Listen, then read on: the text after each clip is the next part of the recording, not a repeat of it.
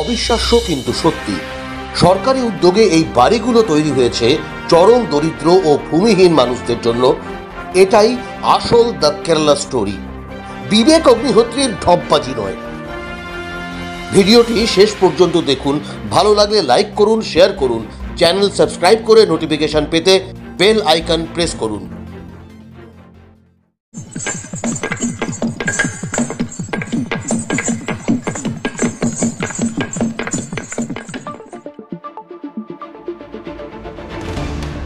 কেরালা ঈশ্বরের নিজের দেশ, সেখান থেকে এলো সত্যিকারের একটা সুখবর। স্বাধীনতার ৭৮ বছর পর দেশের প্রথম রাজ্য হিসেবে কেরালাই চরম দারিদ্র্যকে বিদায় করল। বিশ্বের প্রথম দেশ হিসেবে চীন এই কৃতিত্ব অর্জন করেছে, তারপরেই কেরালা। চীনের মতো কেরালাতেও বামপন্থী সরকার। কেরালা ঈশ্বরের নিজের দেশ, সেখানে সত্যিই ভালো কিছু ঘটল। দুনিয়া এখনো ক্ষুধা আর বঞ্চনার সঙ্গে লড়ছে। দক্ষিণ ভারতের এক ছোট্ট রাজ্য ঠিক সে সময় অর্জন করল এই অসাধারণ সাফল্য। এটি শুধু একটি পরিসংখ্যান নয়, এটি সহমর্মিতা, পরিকল্পনা আর তৃণমূল স্তরের প্রশাসনের শক্তিতে জীবন বদলের গল্প। যাত্রা শুরু ২০২১ সালে। পিনারাই বিজয়নের নেতৃত্বে নতুন সরকার চরম দারিদ্র্য নির্মূলকে মিশন হিসেবে গ্রহণ করে। একসঙ্গে ১০৩২টি স্থানীয় স্বশাসিত সংস্থা কাজ শুরু হয় যাদের জীবনে সবচেয়ে চরম বঞ্চনা, সেই পরিবারগুলোকে চিহ্নিত করার কাজ।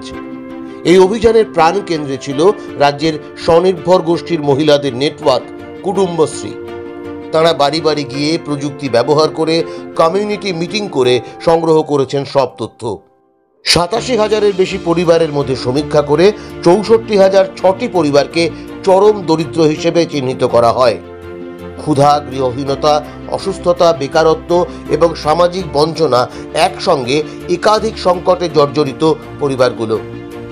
সমীক্ষার ফল চমকে দেওয়ার মতো। প্রায় ২১% ঠিকঠাক খাদ্যের ব্যবস্থা ছিল না, ২৪% পরিবারে কেউ না কেউ গুরুতর অসুস্থ বা প্রতিবন্ধী, ১৫%-এর ঘর বৃষ্টি ঠেকাতে পারত না, ৩৫%-এর কোনো স্থায়ী আয় ছিল না।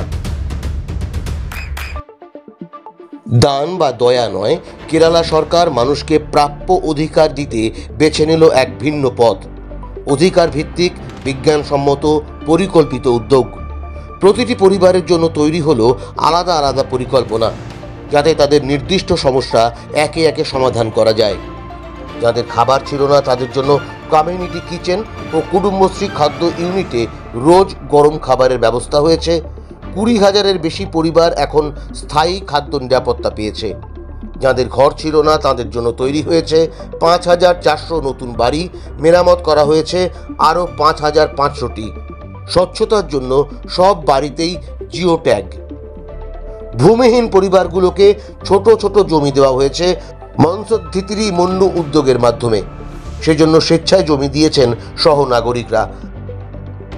রাজ্য জুড়ে প্রায় ৮৫,০০০ অসুস্থ ও প্রবীণদের জন্য বিনামূল্যে চিকিৎসা ও ওষুধের ব্যবস্থা করেছে স্বাস্থ্য দফতর। যাদের আয় ছিল না তাদের উজ্জীবনম জীবিকা কর্মসূচিতে ছোট ব্যবসার জন্য প্রশিক্ষণ, সরঞ্জাম কেনা ও প্রাথমিক মূলধন দেওয়ার ব্যবস্থা করা হয়েছে। এসবের যোগফলে ছবিটা বদলে গেল।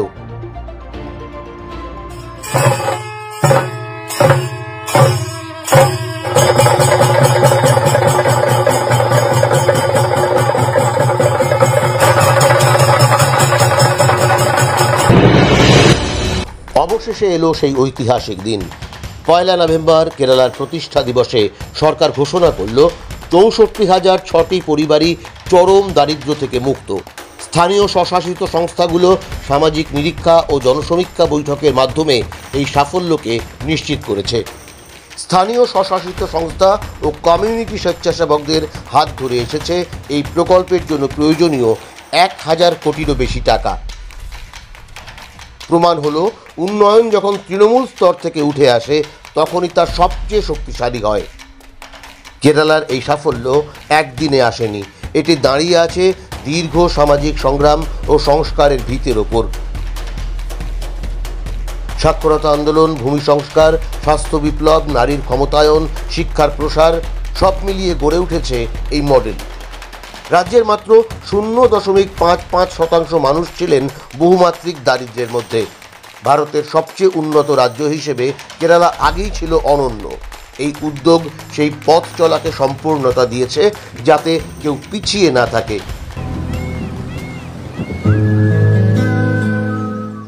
শহরের গৃহহীন থেকে দূরবর্তী আদিবাসী গ্রাম পর্যন্ত এই মিশন পৌঁছে গেছে প্রান্তিকতম মানুষের কাছে।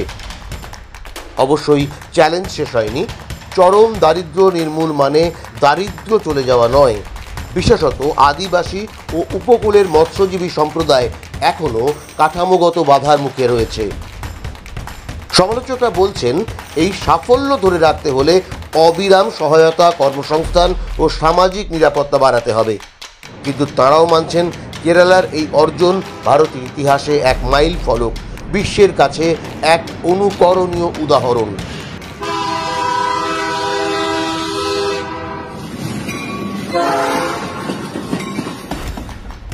ক্ষুধা থেকে আশা, বঞ্চনা থেকে ক্ষমতায়ন, এ সাফল্য শুধু সরকারের নয়, এ মানুষের সাফল্য। প্রমাণিত, সহমর্মিতা, রাজনৈতিক ইচ্ছাশক্তির হাত ধরলে রূপান্তর অবশ্যম্ভাবী।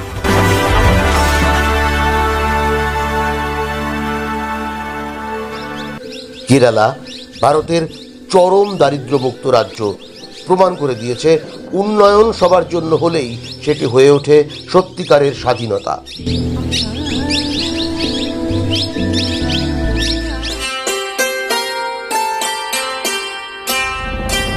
যদি চীন পারে, যদি কেরালা পারে, তবে ভারত কেন পারবে না? বিশ্ব নেতারা কেন এখনো চরম দারিদ্র্যকে মুছতে পারছেন না? কেন দারিদ্র্যের দগদগে ঘা এখনো সভ্যতার গায়ে? প্রতিটি মানুষকে উন্নত করার মতো যথেষ্ট সম্পদ, যথেষ্ট জ্ঞান, যথেষ্ট শক্তি মানুষের সভ্যতার হাতে আছে। তবুও কেন এখনো চরম দারিদ্র্য বেঁচে আছে? কেন দারিদ্র্য সভ্যতার লজ্জা হয়ে বেঁচে আছে? কারণ সমস্যা সম্পদের নয়, সমস্যা ইচ্ছাশক্তি।